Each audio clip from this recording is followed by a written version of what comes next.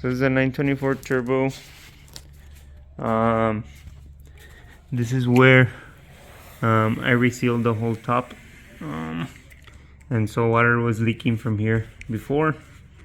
It's very common on these cars, and then water was landing there, and then on the seat pillars.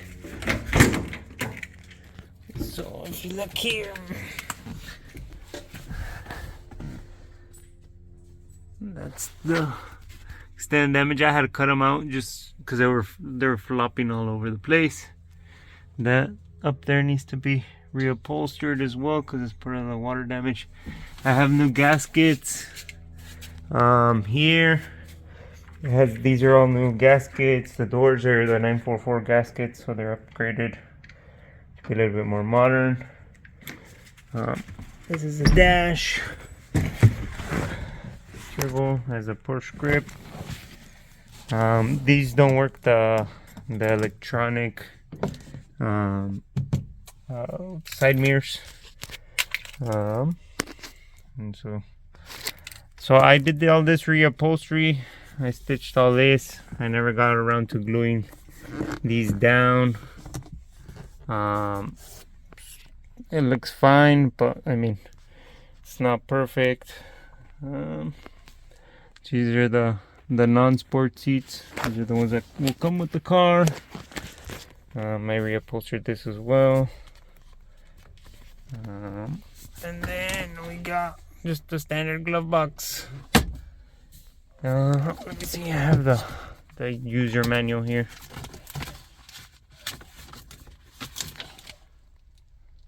For each one. There's a AFR gauge, oil gauge, pressure gauge, voltmeter, the clock, which I don't have it set up because I have a kill switch on the car. So, that doesn't really, it's just there for show. The boost gauge, and then just the regular gauges. This is the speedometer I got off of a spare parts car I have. I have the original one. I'll give you that as well. So I haven't started it up since like 2 days ago. It primes. Yeah, that's the AC. So I have it priming. You'll hear it prime, the fuel pump. After like a day of not starting, usually it'll turn on. The revs climb a little, and then sometimes it dies. All you gotta do is shut the ignition back off and then just turn it back on. It has something to do with the way it primes. I need to modify that on the computer or something, but you'll see right now.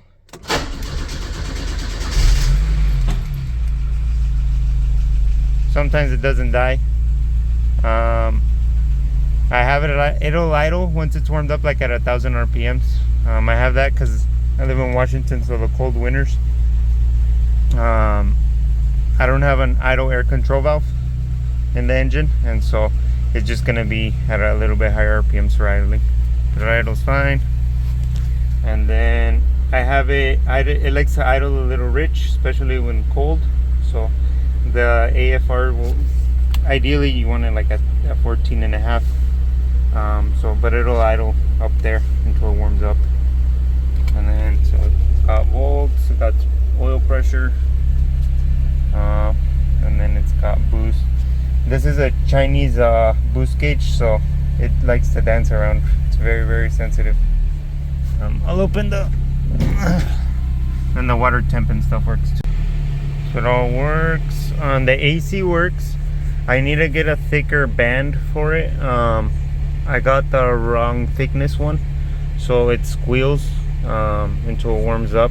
Usually, like once the engine warms up, then it'll stop squealing. Sometimes it does it, sometimes it doesn't, but the AC still works. I think the belt slips a little, so I didn't do it this time. Oh, there it goes. And then it goes away after a little bit, but just so you're aware, the AC works great. So this is the engine bay. You have the new crank position sensors there, and there's the tooth for the new ECU. This is the belt I was talking about that slips. It's thinner. It needs to be a wider one. It's a newer alternator. The coolant. It has smaller fans from the factory ones, or narrower fans from the factory. You'll see there. There's a turbo. It comes out here. This is all made by me, fabricated by me. It goes down there into the front mount intercooler, and then it pops up through here. It goes through here, goes around, goes in there. This is the fuel rail. Originally, I didn't have an intercooled, so I needed space here for the turbo pipe. So that's why this is like shaped down. I got an AEM fuel regulator. This is the Ford EIS EDIS spark. So this along with the ECU controls the timing spark. That's all modifiable and stuff. And that's part of this. Is part of this. And then it's got a new battery. I replaced it, I think like 3 weeks ago or something. And this is the little control remote to turn off the battery. That's what this is for. But yeah, this is the engine. It runs healthy. These are the wheels. They're not in the best shape. They can use a refinish. We took out the tire tread. The paint's not perfect. You can see some orange peel, and then there's little nicks here and there. Same with the wheels, so you can kind of see the wheels are curb rash and stuff.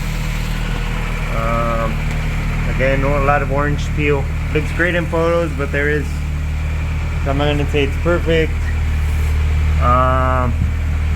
I have this the glass. I haven't put the rear view mirror. I haven't put it back on.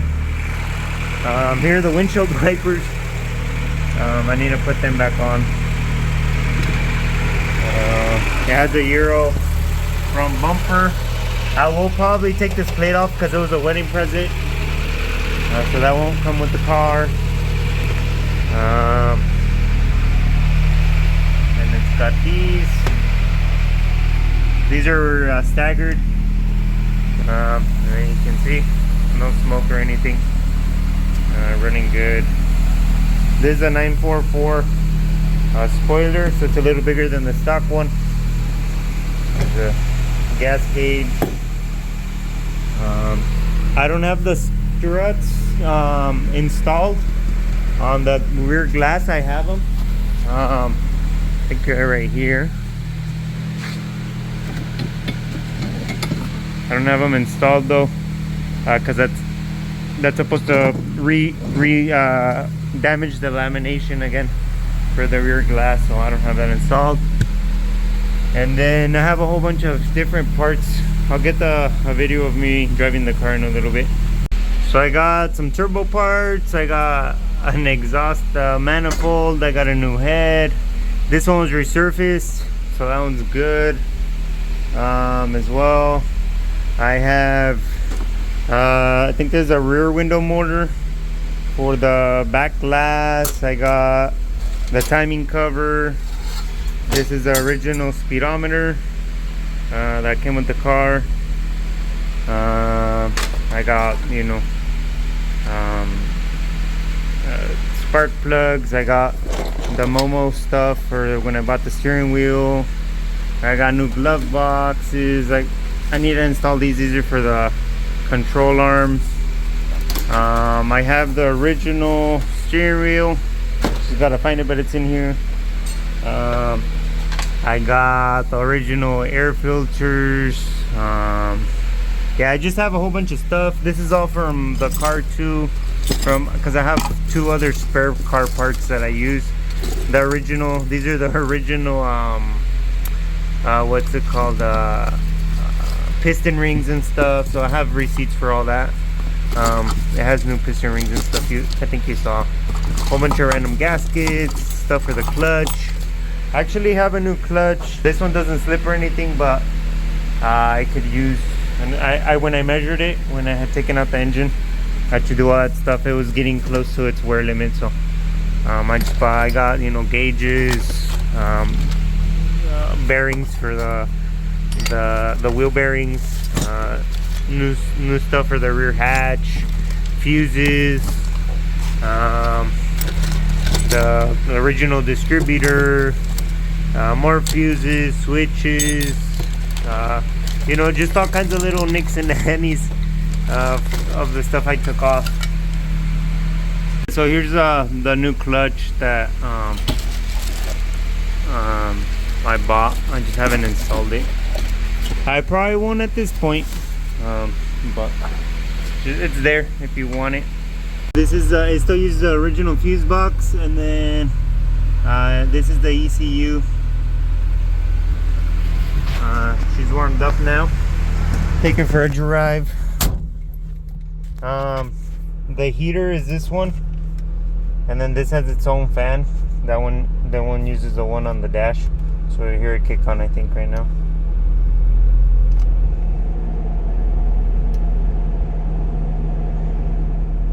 So that's the heater one, and this is the AC one.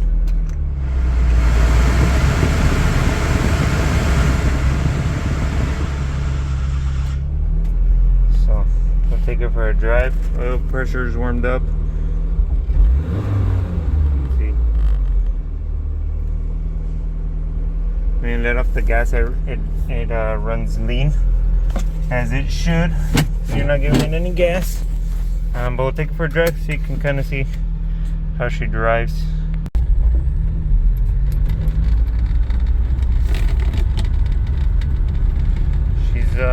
She has some rattles and cracks. She's an old car. Let's see.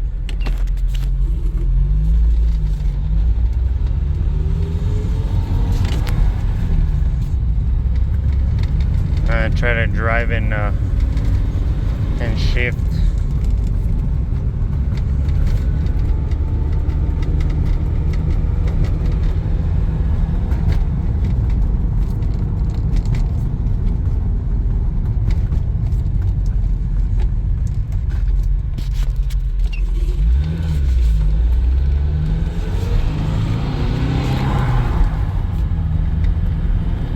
I'll tell you when I step on it. I'm just driving normal, lots of turbo noises.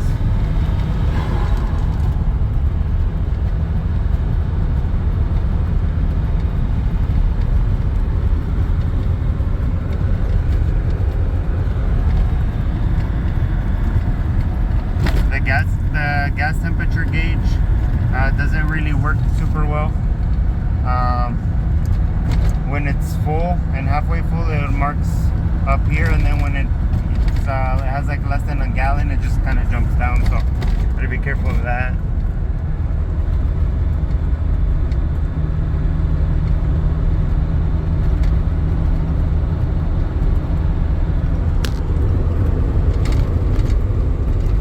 Letting off the gas. Lean out.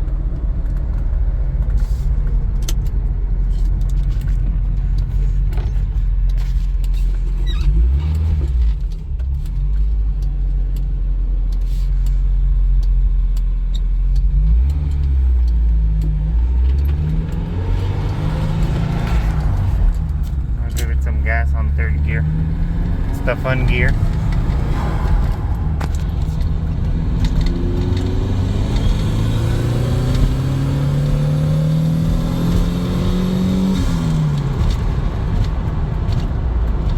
Let's see.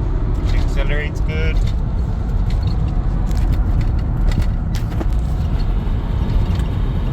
That's fourth, fifth.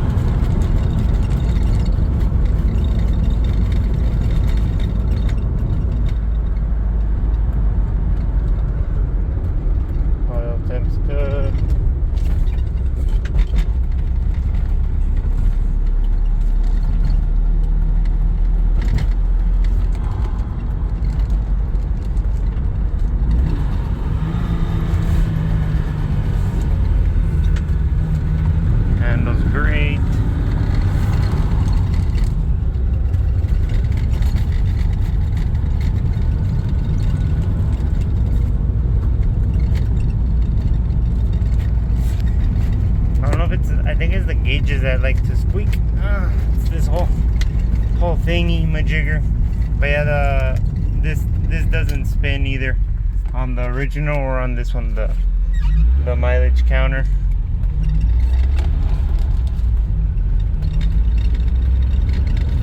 No horn either. I took them off. I have them. You can have them as well, to make room for the charge pipes for the intercooler. So yeah, posting right now. Got good oil pressure and got good temps. Back home. No power steering either, so keep that in mind.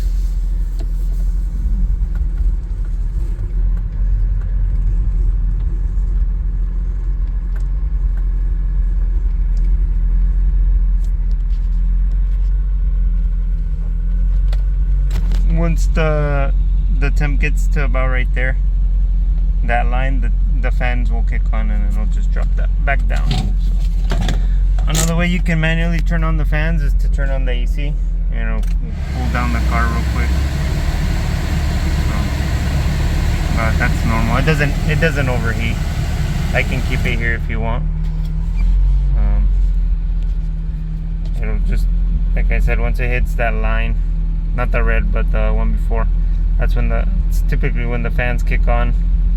And then once they kick on, it just drops back down to like between the first and the middle line. So yeah, so that's the car.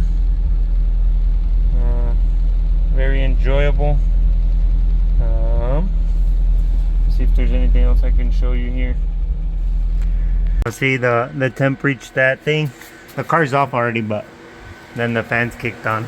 So obviously it's not going to cool anything because the water is not running through the vehicle, but just so you know, see, it just clicked off. So once it hits that, that's when the fans turn on.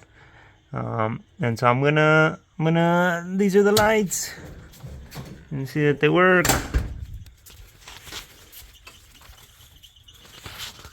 I think the high beams only work on this one. I think this one's let me double check real quick. Turn on the high beams. I think the low beam is not on that one. So yeah, so putting the high beam on. Yeah, so the high beam on that one. So the headlights work.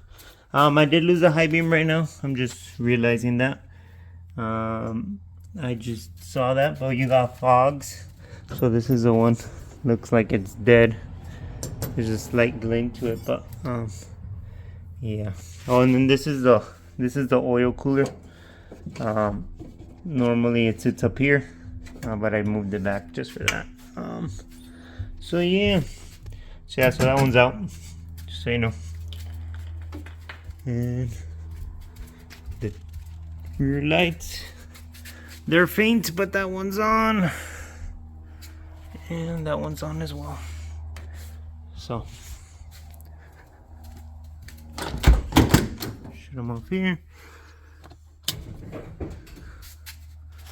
Turn off the dash. And then typically I just want to park it.